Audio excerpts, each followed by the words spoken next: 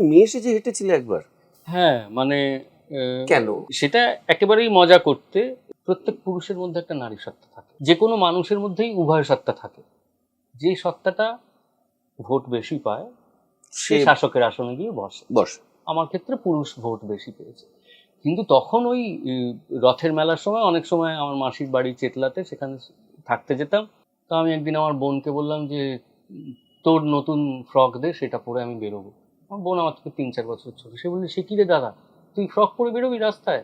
বললাম, হ্যাঁ বেরোই না, দেখি একটু ছক ভাঙি। সেদিন লিপস্টিক পরে ফ্রক পরে বেরিয়েছিলাম, এবং বোন শার্ট প্যান্ট পরে বেরিয়েছিল, আমরা হাত ধরে ঘুরে বেরিয়েছিলাম। যেটা খুব বলা জরুরি সেটা হচ্ছে, এটার জন্য আমাদের বাড়িতে কেউ আমাদের বকেনি। আমাদের বাড়িতে কিন্তু এটা খুব লোকে মজা হিসেবেই নিয়েছিল। আচ্ছা, একদিন করতে চেয়েছে, আমি জানি না 25 দিন করলে তারা কি ভাবতেন, সেটাও আমি জানি না নিশ্চয়ই। কিন্তু ওই যে একদিন মজা হিসেবেই আমরা পোশাক বদল করে বেরিয়েছিলাম, তাতে কারোর খুব একটা কিছু যায় আসেনি। ফলে আমার কোনো অসুবিধে হয়নি। কিন্তু আমি, ওটা আমার একদিনের মজা, যেমন মার্গো সাবান খাওয়াটাও আমার একদিনের মজা। তো এরকম অনেক অদ্ভুত কাজ আমি ছোটবেলা থেকেই করে আসছি। এখন অনেক কমে গেছে।